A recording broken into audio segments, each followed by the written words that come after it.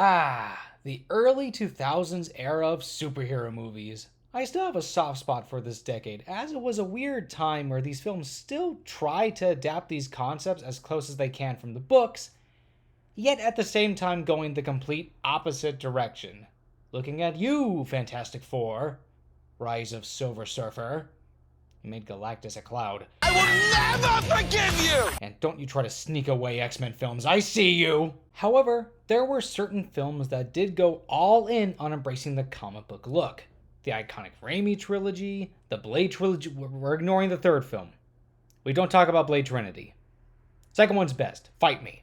And the subject of today's video, Ang Lee's Hulk.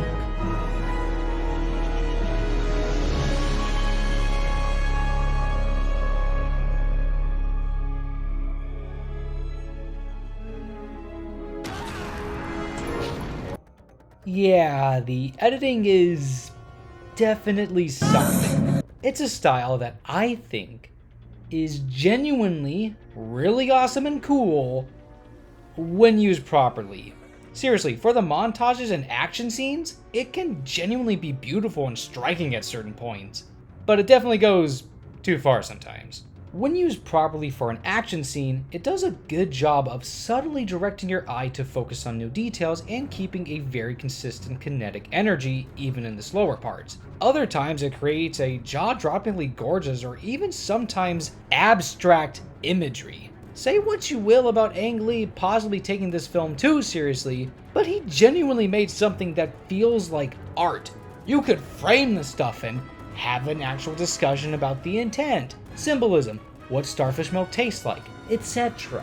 But overall, I feel that once you get past it, you'll find perhaps one of the best explorations of the Hulk and Bruce Banner, which leads us to... You think you can live with it? Take it! Take it on!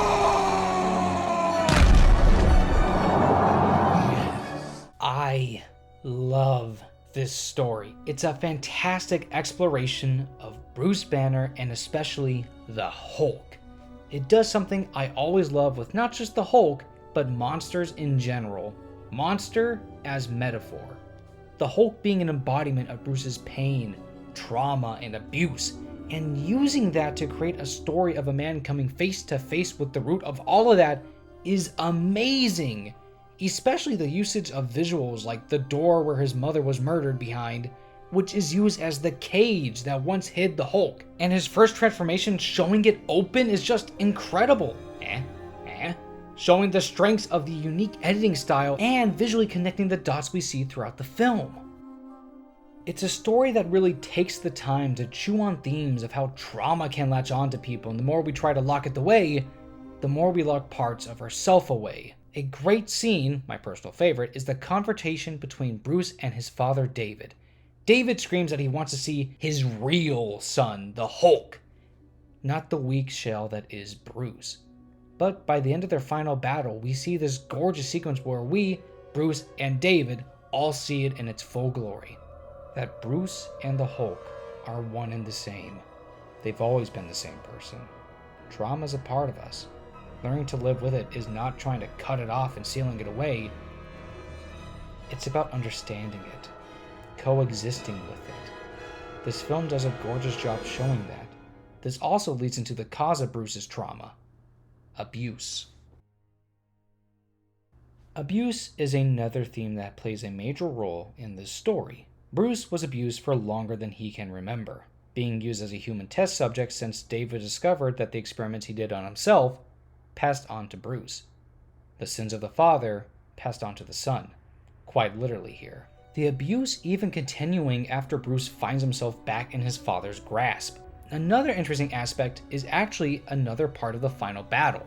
Bruce, even after becoming the Hulk and having the ability to fight tanks and the military itself, is put right back in the same situation as his child self, fighting David, who has become the absorbing man here, and he can't even truly harm his father. A feeling I'm sure many victims of child abuse can relate to. Not able to feel like they can stand up to their abusive parents, even if they are grown up and stronger now.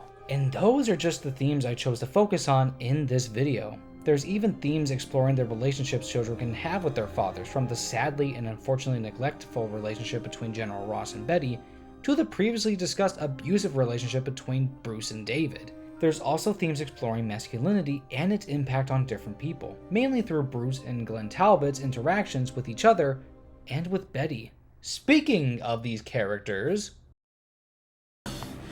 Talbot. Yeah? You're making me angry. Oh, am I?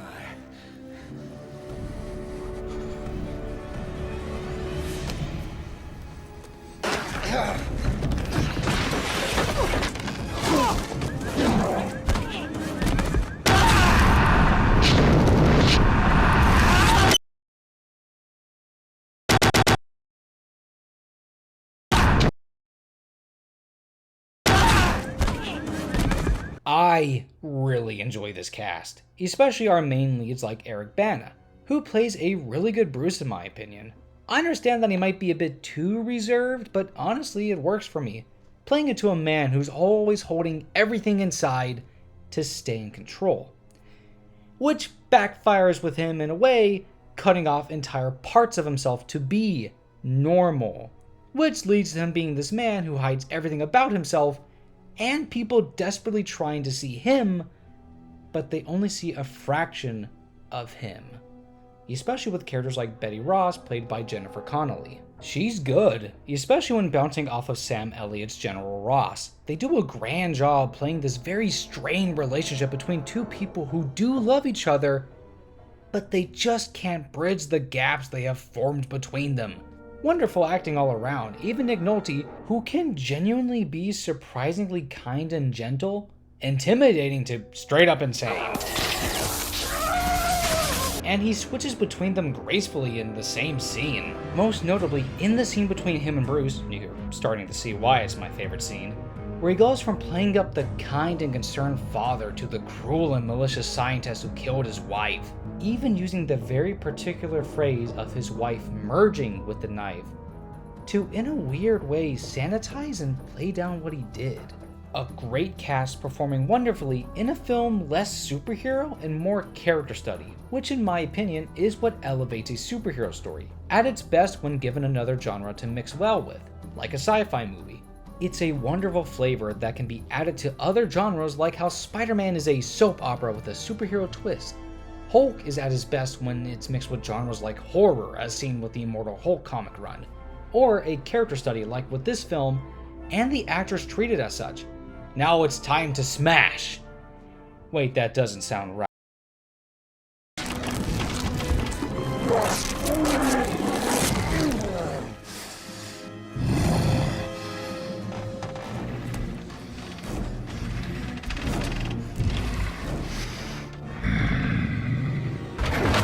The Hulk in this film is pretty good, especially whenever they take the time to show us the humanity within Hulk, the almost peaceful nature when he's alone or with Betty, especially the scene where he comes into contact with David again, and for a moment gets the kindness and gentleness he wanted from his father, before the memories of the pain his father did to him rush back and the anger-filled Hulk returns to protect himself and Banner. The body language they give him, especially as Ang Lee himself did it, just give this Hulk character and truly show the layers this character and Bruce have and share with each other. The strength and speed they show with this Hulk is also just incredible. Okay, I'll stop. Watching him tear tanks apart and leap across the landscape like nothing is just fun, especially his nearly super speed like running. That's not even including giving him a battle with Hulk dogs. Okay, this is where I kind of get the clash between deep diving into a character's psyche and really trying to find out what makes him tick and why this beast born of pain and rage lives inside him. And also, Hulk punches a dog in the balls. Just like, why? Couldn't you just, like, make them all Rottweilers or Bulldogs or something and play it more straight or more subtle at least? There's subtle bits of physical comedy, like the Hulk hitting his nards with a tank turret he just tore it off. It's a blink and you'll miss it, which is like the real kind of comedy I think works in this film. The entire fight is just off. Like, why the Hulk pool? Do you want me to be genuinely threatened by this or not? But back to Hulk. He still looks great and is genuinely performed wonderfully. Unironically, one of my favorite takes on the Jade Giant. Say what you will, but this film did love these characters and really wanted to dissect them, especially Bruce and the Hulk. So that's Ang Lee's Hulk, a film that I personally think is mostly hindered by the messy usage of a genuinely very innovative way to edit a film like this. People are turned off by this, but if you can get past it, I truly believe you're in for a grand time and wonderful exploration of one of the most iconic comic book characters. Be sure to check it out if you haven't before, or give it another try if it didn't click with you the first time. See you all next time, and remember, don't shoot a giant green man with a missile, or else to turn into a weird cutout image and explode.